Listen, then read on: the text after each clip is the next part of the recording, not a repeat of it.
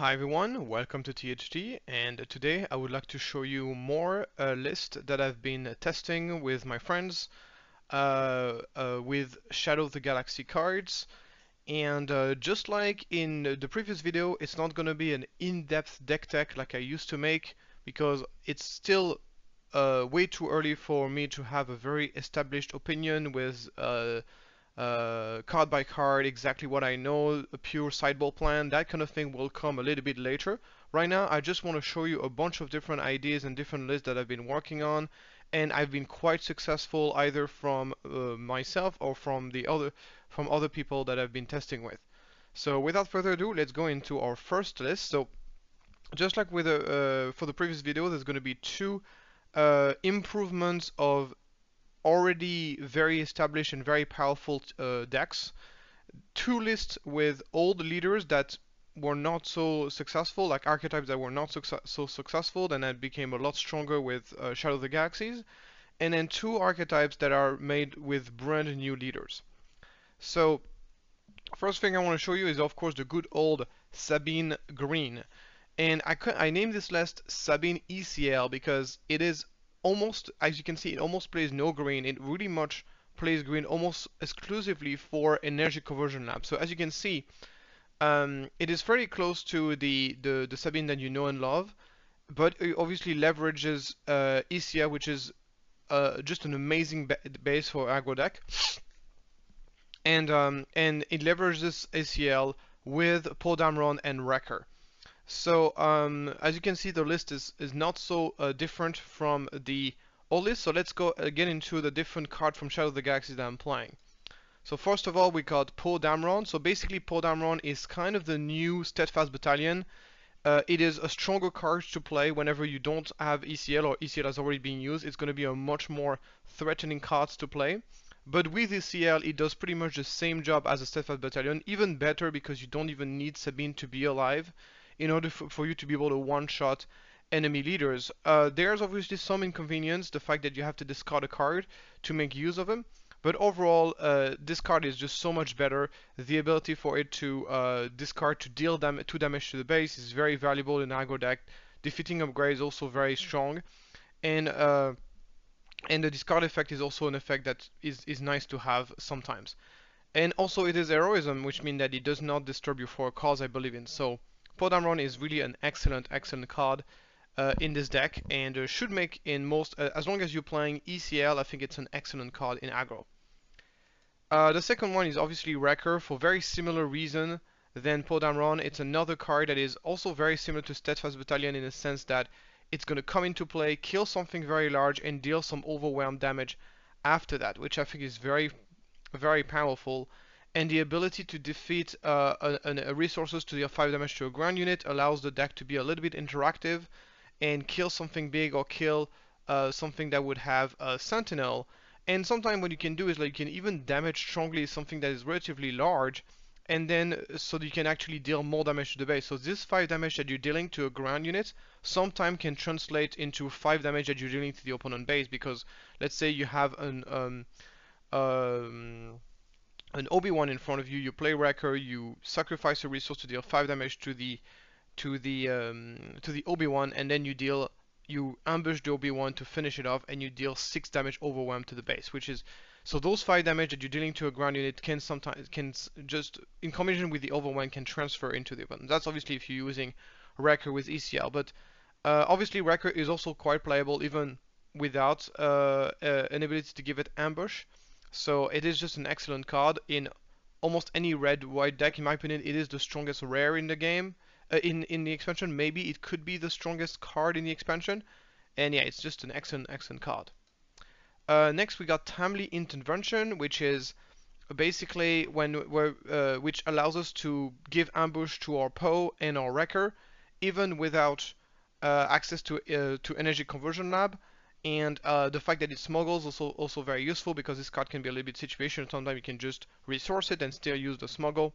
Obviously, a Sabine deck very rarely will go above 6 resources, but even with 6 resources, you can smuggle this card plus to ambush with a K2SO, which I think is quite powerful. Then we got a Heroic Resolve, which is a card that not many people talk about, but I think is extremely powerful. First of all, a +1/+1 upgrade for 1 that you can play on a unit, and that unit can get to attack right away, making this unit hit harder and being harder to kill. I think is by itself very valuable. But really, what makes this card very powerful is the activate ability that you can use, spending 2 resources defeat the upgrade to give +4 attack and overwhelm to unit for an attack, which I think is incredibly powerful. And the fact that you can play it and activate the ability right away is also very strong. So I think this card is really, really strong. It's also heroism, uh, aggression, so it triggers on Fighter for Freedom. It doesn't disturb for a cause I believe in, and that's just very, very strong. And then moving on, we got a sideboard card, Kitsu Onyo, which is mostly like sideboard cards against a deck that have a lot of early game sentinels and also that have a lot of upgrades and shields and stuff like this. Kitsu Onyo is just a very solid sideboard card, new sideboard option. There's arguments for playing in the main deck, but just keep in mind that it doesn't have Rebel, and the version that I've built is fairly similar to the old version in the sense that it does require a certain amount of Rebels to really work properly. So if I was going to go back to the Sabine deck, I would say that the new Sabine has a little bit more options in the later stage of the game to really deal a certain amount of damage and be a little bit more interactive maybe than the old Sabine. It also has access to Cassian Andor. I didn't talk about it, but Cassian Andor is also a great addition to the deck. And it also has more density on 4 cards, I believe in. Very much the only card that is not heroism is Timely Intervention, making 4 cards, I believe, very, very consistent in its deck. I think this deck has really got some very, very strong upgrades, and I'm excited to see how well it's going to perform. Moving on, we got my new version for Vader Ram. So as you know, I'm a big fan of Vader Ram. This is actually the first deck I've ever performed with in a competitive setting. This is basically the new version updated with Shadow of the Galaxy that I've been putting together. So what are the main addition of the Shadow of the Galaxy? So first of all, you know that Vader Ramp, more than any other deck in the game, depend a lot on ramp. It really needs a lot of ramp to be able to operate properly. And this is why that additional ramp spells like Price on Your Head is just extremely valuable for the deck. But that's not the only thing that the deck got. So basically more ramp is huge for the deck, as you can know, because it makes the deck a lot more consistent. Also, Vader is one of the few decks that actually like to have multiple ramp in the deck, so that really helps. But it also got a lot of other things, which we'll go into more details later on. So for this version, I decided to go for a command center version, which once again try to focus on being good against aggro, and try to be holding on to aggro. We already talked about it. The Price on Your Head is basically we play tons of removals in the deck, so it's very easy to trigger, and it does require the opponent to play units. But I think most deck will be playing units, especially early on. And when you do, happens to be that's basically additional ramp spell for your deck, which is just really, really good. Next we got Created Dragon, which is the other massive upgrade for the deck. Is Created Dragon, in my opinion, might be the strongest card in the set, or maybe in top 3 best cards in the set, I would say. And it is the strongest late game card in Star Wars Unlimited by a long shot. The card is just extremely powerful. Comes to play, put a huge toll on your opponent. If your opponent has to deal with it, he has to deal himself a bunch of damage.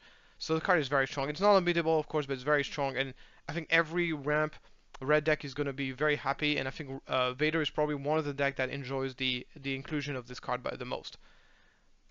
Kylo Tyler Silencer is a big upgrade for Vader Red, because Vader Red had the characteristic of being very vulnerable in space early on in the game.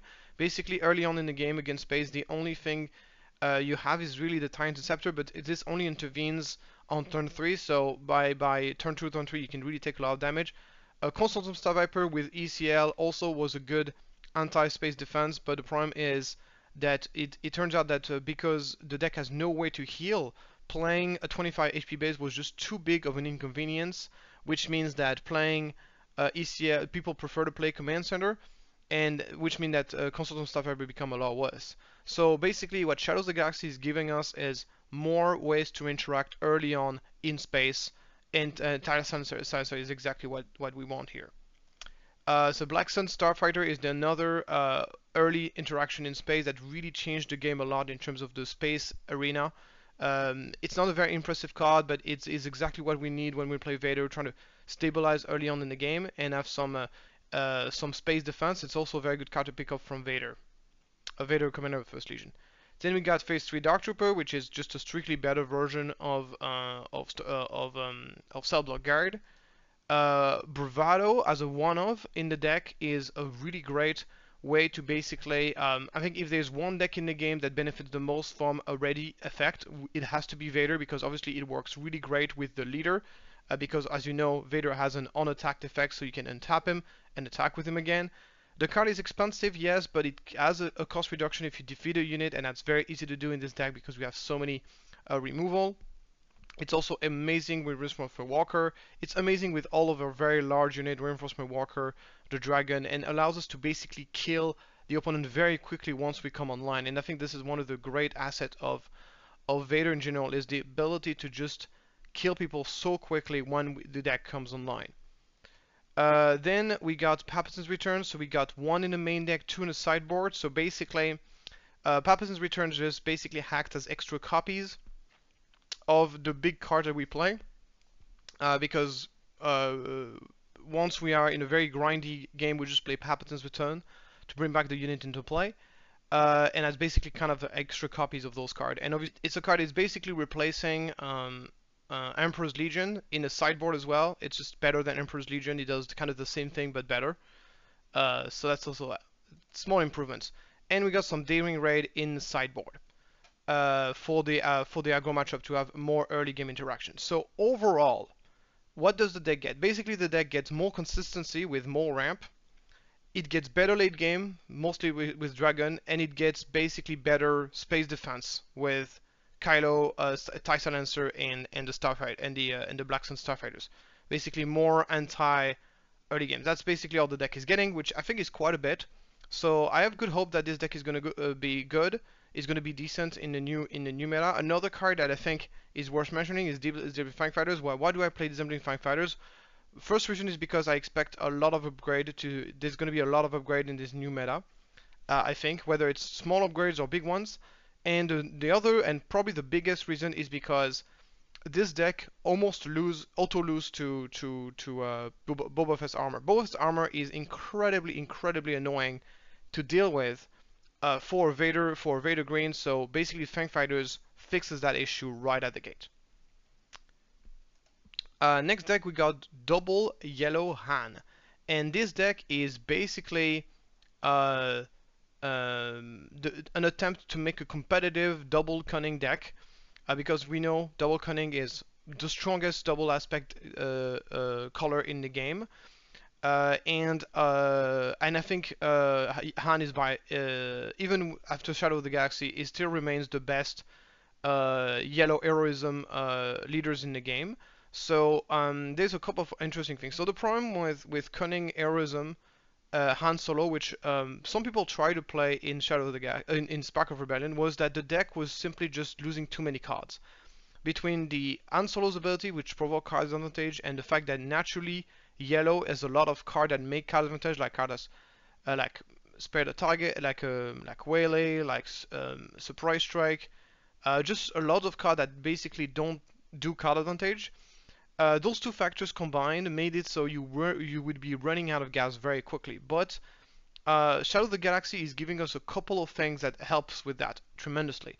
And the biggest one is obviously Smuggle. So we have a lot of very good Smuggle cards in those colors, and this is what we're running to make up for the card advantage that we're making. Other than this, it is pretty much like a tempo deck. We're going to be placing early on in the game some threats, very efficient threat like the Falcon or Ezra, and we're going to be putting pressure on the opponent. We're going to be tapping down his stuff, bouncing his stuff. We're gonna be able to play Ezra turn 1, Millennium Falcon turn 1 thanks to Han's ability, put tons of pressure on the opponent, and go for double Han double turns to be able to put a Han Solo 2 turns earlier to put even more pressure, and then we're gonna finish the game by playing the Change of Hearts, with excellent just ways to finish the game. And if we run out of gas, we can just play our smuggle cost to put more pressure on the opponent. And also a deck with tons of hand disruption, with obviously 3 copies of Spark of Rebellion and 3 copies of Body Rogue, so we can really strip down our opponent's hand and really be super oppressive on that regard as well. So let's talk about the new cards that we are running in this deck. So here we got L337. It's just a solid card, right? It's a 2/2 shielded for 2, but I think the main asset of this card is the fact that it can be smuggled. So as you know, the deck has the default of kind of running out of gas very quickly. So being able to kind of smuggle some of the cards in order to have more gas in the later stage of the game is something that's quite valuable. The fact that you can rescue capture unit is extremely situational, as I don't think capture effects are going to be very popular, but it's always a nice thing to have access to. Then we also have the DJ, and this card is pretty strong. It's a 3/5 for 3, so very solid stat line. It's very good against control, as you can smuggle it and play it before your opponent access to Super Laser Blast, which is kind of cool.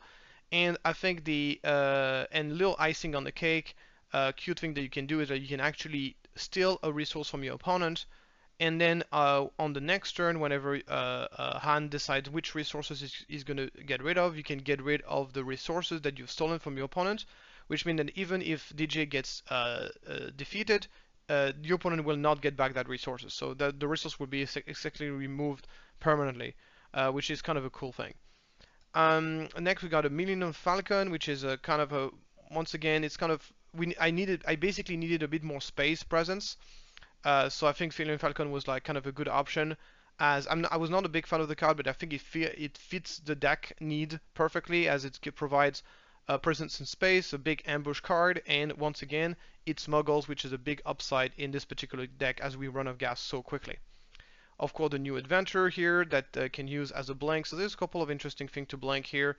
For example, so blank Body Rook, Leia is very good. Blinking the Azuric gunship and just kill something else and reset its HP, and basically blink anything that has ambush. Blink an Han Solo is very effective.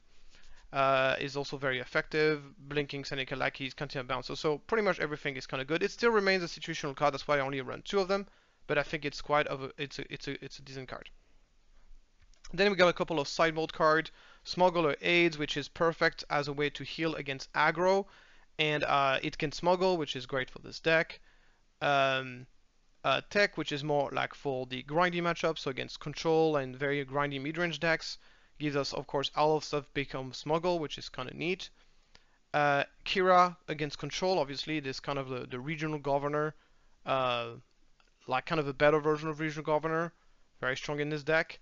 And then finally, Final Showdown, which is kind of a interesting piece of tech, which is meant to be played against aggro deck or other decks that are really focused on kind of racing, and Final Showdown is gonna give us a way to kind of give us the extra push that allows us to race our opponents.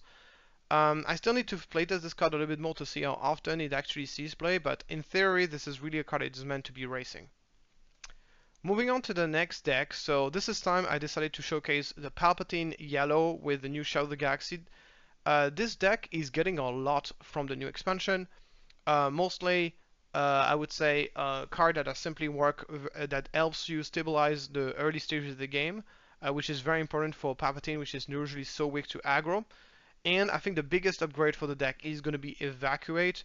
Palatine is a deck that, as I said, suffers very much in the early stage of the game, and very often kind of things can get out of control. But once it gets to that later stage of the game, can kill your opponent extremely quickly, and that's exactly the kind of card in which you would want to play Evacuate.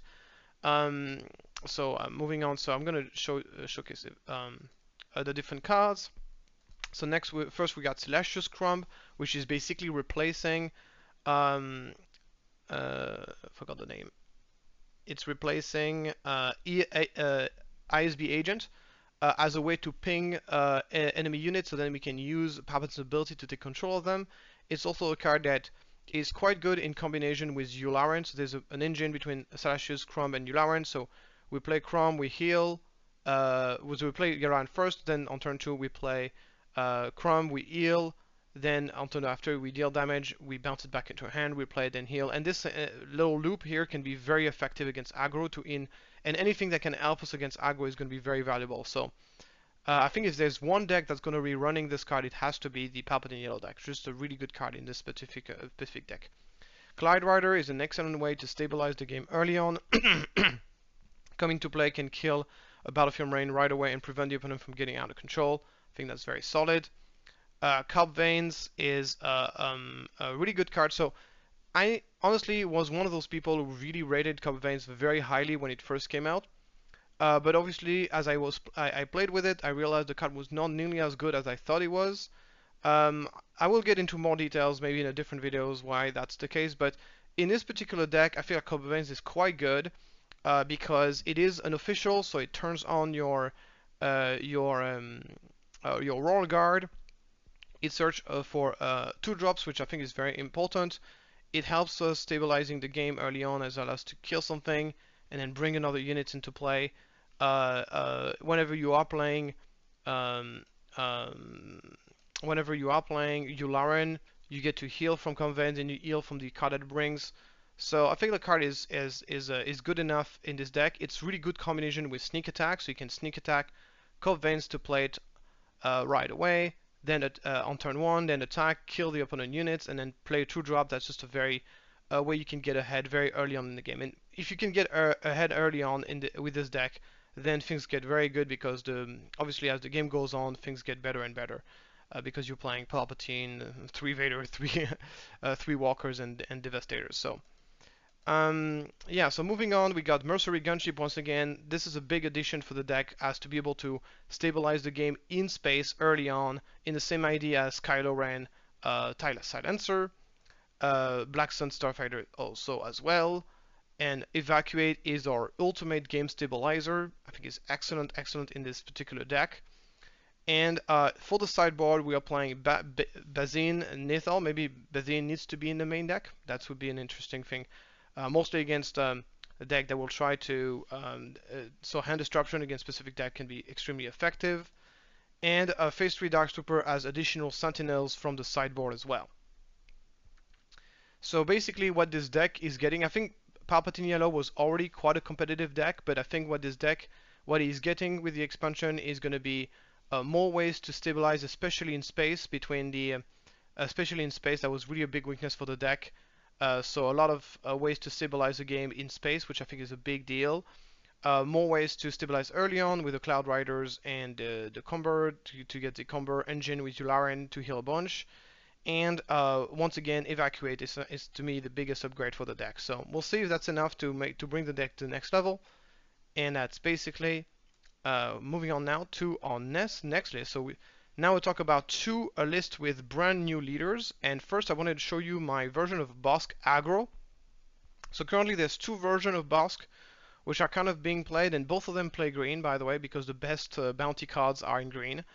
The best bounty cards is the Bounty Hunter Quarry and the yeah, and also the ramp one. So really pretty much almost everybody is playing the green version. Maybe at least if you're playing Ram, for sure the green is the best. If you're playing aggro, maybe there's an argument for playing something else than green, but I still find Bounty Hunter Courage to be way too good to pass. And so this is the version I've landed on personally as once again an aggro version. Not sure if this is the best way to play a Bosque. It is a brand new leader, so there's definitely a lot more playtest that is required to find the right version. But this is something I've been relatively happy with. So Bosque is a very interesting leader because his leader's ability is extremely good, honestly. Like being able to ping for free a unit that has bounty is very effective, and there's just so many bounty in this deck that it's relatively likely to work. And once he's deployed, having double triggers on any bounty is spectacularly powerful. So it's a deck that can be difficult to play because you really need to know what's the right time to play the bounties. And also it's a kind of like but one thing to understand with Bosque is that it's a deck that can sometimes be a little bit inconsistent, because once again there's always this problem where if you're drawing your payoff cards, so cards that are benefiting from bounties like Punishing One, Jango Fett, Christian, and you're not drawing your bounties, then the deck is going to be very underpowered. And the other way around, if you only draw bounties and you don't draw any units, you can be in a lot of trouble. So this is kind of like the biggest weakness of the deck, but there's not really any fix for that. If you want to play a bounty deck that is a lot more consistent, but maybe a lot less spectacular, you can play something like Jabba the Hutt. But as if you but Bosque is absolutely spectacular when it goes off. It can really do extremely powerful things. So let's get into the new card that we are running into the specific deck. So we're running the Stolen Land Speeder. So Stolen Land Speeder is surprisingly powerful in this deck because you play it on turn 1, you ping it once with Bosque ability for free, and then on the next turn your opponent will get one attack of the Land Speeders, and then you'll be able to kill it, and then it's going to become to your side with 4/3. So far so good. It's not exactly what you're looking for when you're playing Land Speeder. Really what you want to do with Land Speeder is play Land Speeder and then attach to it uh, um, a bounty which can be either Rich Reward or Bounty Hunter Quarry. And those are very like amazing. You can also put like and you can do this like right from turn 1. And being able to have this unit that you can put some bounty and easily kill for free is very strong. Is very effective in the deck. So basically, yeah, one of the best stuff you can do with this deck is Land Speeder, Bounty Hunter Quarry, deal 1 damage to the speeder. Then next turn, okay, you get hit, but then you play Bounty Hunter Bosque, kill the Land Speeder, and suddenly you get a 4/3 and a 3-drop from your deck with Bounty Hunter Quarry, and that's even before you spend any resources. So basically, on turn 2, you can have Land Speeder, 3 drops, and then another 3-drop that you would have played. That is like super nasty. So there's a lot of cool things going on with that. So the deck can really take over the game very early on, and that's the reason why I decided to build this as an aggro deck instead of just a ram deck, even though ram deck has its own qualities, which we might talk about later on in a different video. So yeah, also another quality of Stolen Land Speeder is to basically give unit to the opponent whenever you're playing against a control deck that doesn't have any units. The problem of bounties is like your opponent needs to play units for you to be able to play the bounties on them, and that is like super effective. Next we got Cop Veins. So Cop Veins is also decent in this deck because we have a lot of effective 2-drops. This deck can really run out a card very quickly, so having a card that gives a bit of value on the ground is very useful. Then we got, as I said, Covenant's not as good as I thought, but I think it's quite decent in this deck. Reputable Hunter, of course, basically becomes a 2, very easily can become a 3/4 for 2. Usually, I don't treat this as a turn 1 play because the only way we can play this on turn 1 is if we happen to play a Guild Target on turn 1. But still, I think the card is quite good, so I decided to run it in the deck. Thorrk Calican is quite good in this deck. It's a very solid stat 9, and basically we have plenty of bounty hunters. Reputable Hunter is one of them. Get to untap it, deal damage to it, to untap it to be able to attack again. Very useful in an aggro deck. Django Fed, of course, is amazing in this deck because it can be played with Ambush to attack. He gets Bounty, +3 attack, Overwhelm, and draws you a card. Drawing a card is super good in this deck because this is a deck that just run out of card very quickly. So being able to draw a card is very effective, and then dealing a bunch of damage and Overwhelm, just very effective. All this for only 4 resources. A very good card to use with ECL as well. Christian, another card, not as spectacular as Django, but still decent. 3/7 that often will come into play ready and attack the opponent. That's the most expensive card that we're actually running in this deck. It's a very low to the ground deck because we're trying to stop resourcing relatively early on, so then we don't run out of cards and we basically draw 2 cards per turn. Kylo Silencer, I think it's just an auto include in all red-black decks. Honestly, this card is especially in aggro decks. Punishing One is obviously the all-star of this deck. That's the card we could be looking for Hunter Quarry. It's a 3/4 for 3 in space that readies when a unit with bounty gets a unit that has an upgrade gets destroyed. So effective, so powerful. Daring Raid is very good in aggro. It's good in so many levels on this deck. It's good as a removal to basically trigger the bounty, but it all can, of course, can deal 2 damage to the base to finish the opponent off. So in an aggro deck, just very effective. Bounty Hunter Quarry, in my opinion, is the best bounty in the game. At least it's cheap, costs only 1, and can search for 5 or 10 cards for a card that costs 3 or less and play it for free. So if you find a 3-drop, it's basically a 2 resource discount. if you find a 2-drop, it's a 1 resource discount. And we play quite a few 3-drops, so we're playing, overall, we are playing 1, 2, 3. We're basically playing 10 3-drop, 10 real 3-drop. Then the reputable hunter is a decent 3-drop as well, and then some 2-drop that we're happy to find in the worst case scenario. So just very good, very consistent. Moving on, we got rich reward, which is another. So basically, bounties that are good in Bosque is ideally bounties that are really much powerful when they get doubled. So the double trigger of Bosque is super effective with Bounty Hunter Quarry. Rich Reward is not as good as Bounty Hunter Quarry, but because it requires Bolt Presence. But if you do have Bolt Presence, the card is also extremely good, especially if you get double trigger. 4 experience token once for only 1 resource, just very good. And then finally we got Death Mark. Death Mark is very important for this deck because we have so many cheap bounties that we do run out of card very quickly. So we want Death Mark to be able to refill our hand, and it is a bounty, so it's really good. And for the sideboard, we play Outflank, mostly for the aggro mirror as a way to raise the opponent.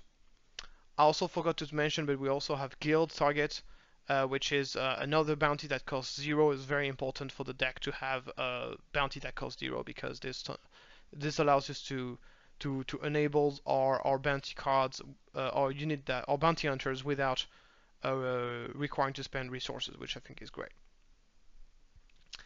And last but not least, I've decided to show you so I forgot to mention, but the Palpatine deck I've built it myself, but I also got a friend called DS on Discord who is a big player of Palatine Yellow in Spark of Rebellion that also helped me and give me tips on how to improve the deck. And I also wanted to say about the so now we'll talk about the Ray Discard Midrange, and this is a deck that me and my friend Dylan actually worked on. Actually, Dylan was the initial creator of this deck, and then we basically kind of playtest a lot. And this is the version I personally came up with, so it's slightly different from his version, but both versions are honestly pretty similar. And the idea of this deck is actually very close to, it's basically Chirrut with Ray instead of Chirrut. So basically the two reasons why I prefer Ray over Chirrut. So first of all, I have to say that Ray as a leader is much better. So if you don't remember what she does, basically you spend the resources and you exhaust her, and you can give an experience to a unit that has 2 or less power. So it's basically kind of a Tarkin style ability. And then on the other side, she's a 2/6. And when she attacks, she gives an experience token to a unit that costs 2 or less. But she also has Restore 3, and she's 6 to enable to deploy. So basically, I thought I was quite underwhelmed when Ray was first spoiled, but after playing with her, I realized that she is much better than I thought she was. I think what I've mostly underestimated about her is how powerful Restore 3 is on a leader. That is just insanely powerful to have Restore 3 on a leader. That is well compensate the fact that she costs 1 more to deploy than a Tarkin. And also another thing that I've realized is that giving experience token is so much better in heroism than it is in villainy, because in heroism there's a lot of units with low attack and very high health. One of the best examples is R2D2. I feel like if R2D2 was like an Imperial and was villainy, it would have made Tarkin a lot more competitive, because here's the thing, R2D2 comes into play as a 1/4 for 1. You give it an experience with Ray, suddenly it's a 2/5 for 1. Do you guys realize how powerful a 2/5 for 1 for 2, a 2/5 for 2 resources is? That is absurd. Like, that is an absurd amount of stats for such a low cost. And not only that, if you can upgrade it to a 3/7 by paying 1 resources, and suddenly you have a 3/7 for 3 resources. And that's not even 3 resources that you have to spend all at once. It's resources that you can spend over time. A 3/7 for 3 is absolutely absurd. And not only that, it also has the ability whenever it attacks and whenever it gets played. So R2D2 is amazing in this deck, and I think there's a lot of things that makes Ray just so much better than I thought she was. A lot of little factors that combines together make this card so much better. So I believe Ray is far better, is the best uh, vigilant, vigilance heroism hero in the game. Is better. She's better than Luke, and she's better than Chirrut, in my opinion. Another thing that makes us better than Chirrut, in my opinion, is the fact that she doesn't require upgrades, and that's another massive factor. Like Chirrut really to operate really needs a lot of upgrades, and I feel like at least right now it's very kind of dicey to play upgrades because so many people are playing Fang Fighters in their main deck, and for good reason because there's so many powerful upgrades in the set.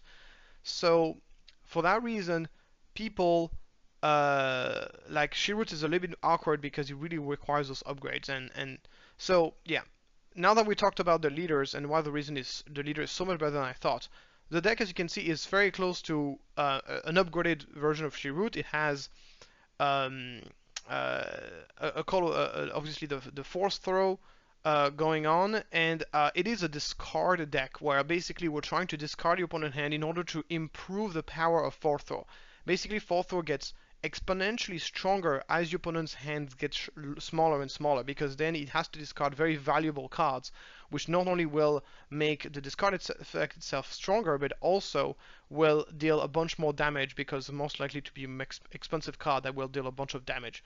So let's go into the Shadow. So as you can see, this deck is not really playing that many Shadow of the Galaxy cards because the main thing that makes because is basically just a Chirrut, an upgraded version of Chirrut with a much better leader.